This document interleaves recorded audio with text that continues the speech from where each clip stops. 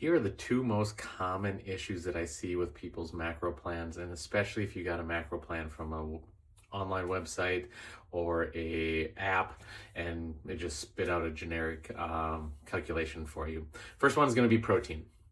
The thing that happens with protein a lot is that when you get those calculated by a lot of these online calculators, what ends up happening is they just take a percentage of your total calories and say, here's where those calories should be coming from in terms of protein. So if you're consuming 2,000 calories, let's say, and it says, hey, you need 25% of your calories from protein, 500 calories, 125 grams, you're out the door, and that's all they're going to look at with those types of calculators. Whereas I think the better approach to getting dialed in on the right protein amount takes a few other things into account. Takes into account your lean body mass, takes into account your exercise activity, takes into account your goals, and it also can take into account even just how used to eating protein you are. This is one thing that I see trip people up early on in their journey, is if you throw a ton of protein at somebody, they're likely going to fail, and with that, then they'll stop tracking, and then this whole process won't work for sure. So that's one thing, protein.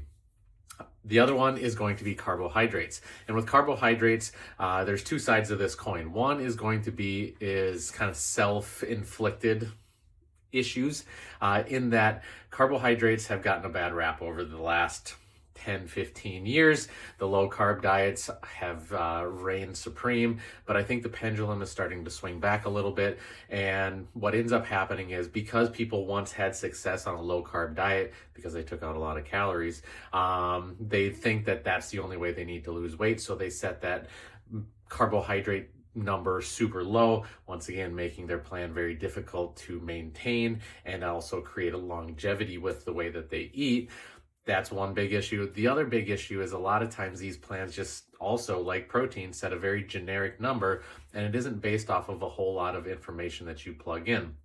The big thing here is I see a lot of carbohydrate numbers that are set way too high, say 50%. I think that's the MyFitnessPal generic number that's out there. And that doesn't take into account your activity levels or even your goals potentially. So the idea with that is, what we can do is take a look at your activity levels, take a look at your goals and your exercise routine and all of those things, and then base your carbohydrate numbers off of that versus just saying, hey, you get 50% of your calories from carbohydrates. So if any of those things sound like they might be issues with you, drop a comment below. Happy to share some resources with you. Drop a comment macros so I know what you're looking for, and